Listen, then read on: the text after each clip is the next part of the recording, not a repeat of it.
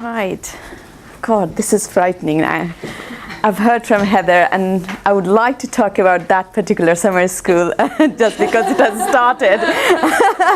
I went to that summer school after having a child, and I had taken my child to the summer school, but not as a speaker, but as a student. So I applied to be there I was a postdoc fellow, obviously, that time. But I thought, why not? Any opportunity that you can get to learn, you should just go for it. So I was the only one sitting there, and having done some research in geochemistry, a little bit, somebody was talking about something that I had done in my PhD, and very cleverly not citing any of my work or anything like that, which is fine, no worries.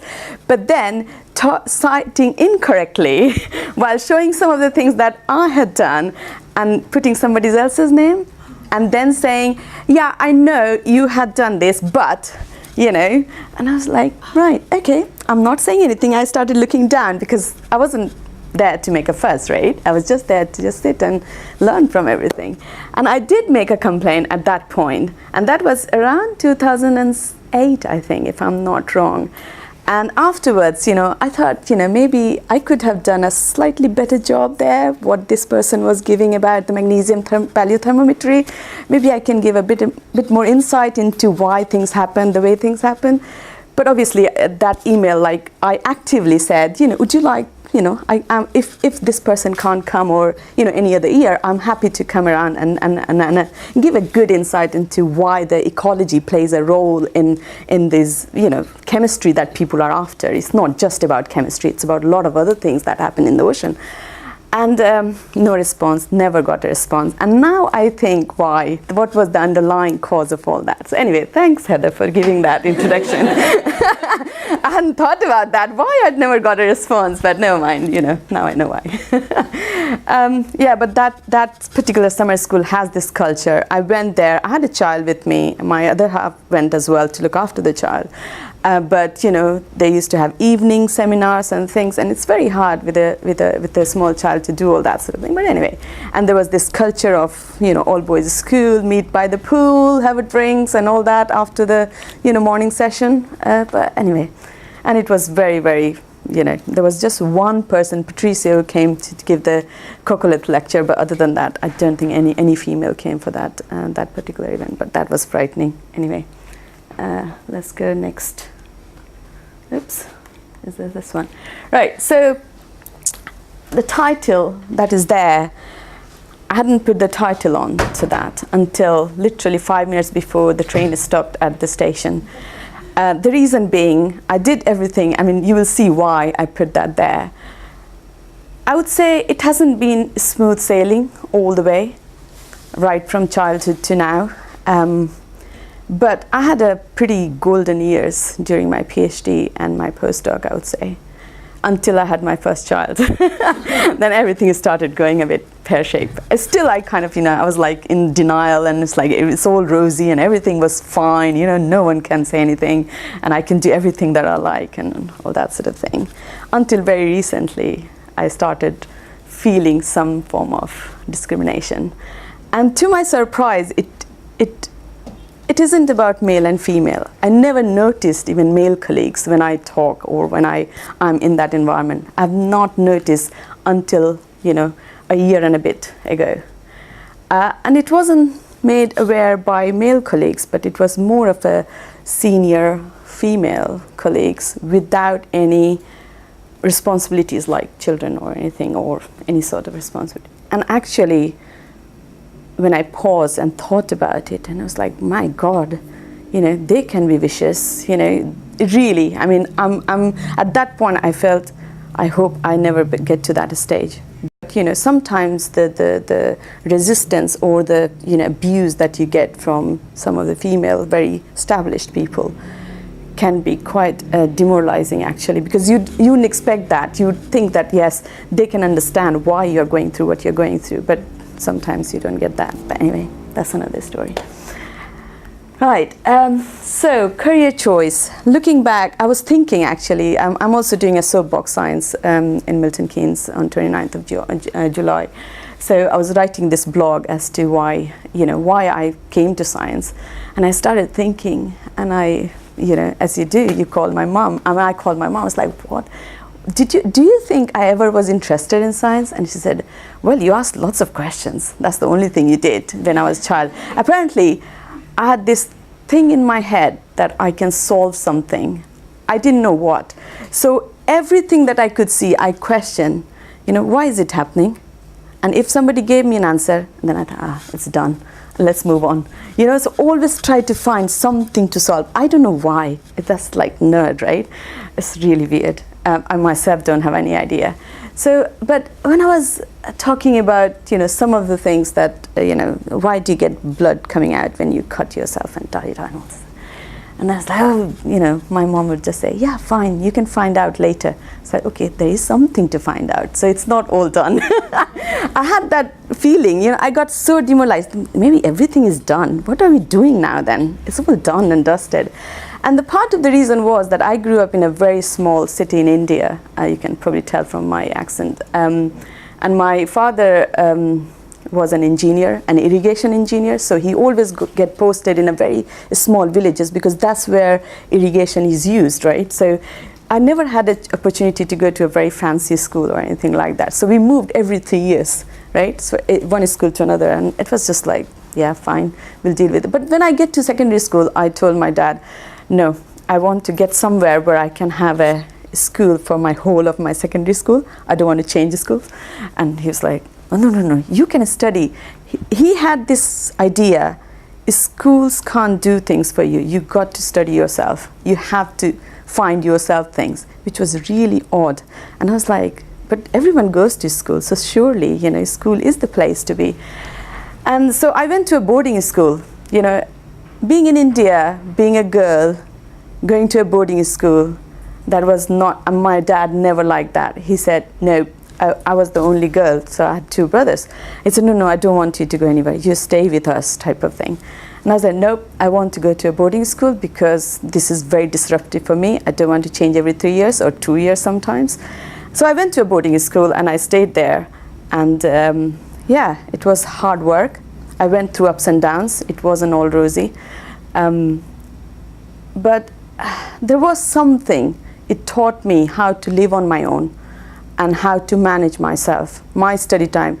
It was a normal state school. No one cares whether you studied or not. No one cares. They had a duty of, every year pushing girls through whatever system, right? So I was like, well, this is my chance. If I don't do what I want to do or solve those questions that is lingering in my head, I'm never going to get a chance. So I did. I self-studied a lot. And 1 year I thought, oh, what's the point?